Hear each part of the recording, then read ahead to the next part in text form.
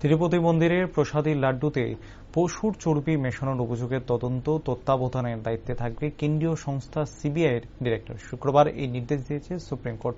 শীর্ষ আদালত যে স্বাধীন বিশেষ তদন্তকারী দল সিট গঠন করেছে তাতে সিবিআইয়ের পাশাপাশি অন্ধ্রপ্রদেশ পুলিশ এবং ভারতের খাদ্য নিরাপত্তা এবং মান বিষয়ক কর্তৃপক্ষের আধিকারিকরাও রয়েছেন। এর আগে তিরুপতি মন্দিরের প্রসাদী লাড্ডুতে পশুর চর্বি মেশানোর অভিযোগের তদন্ত শুরু করেছিল অন্ধ্রপ্রদেশের পুলিশের বিশেষ তদন্তকারী দল সিট।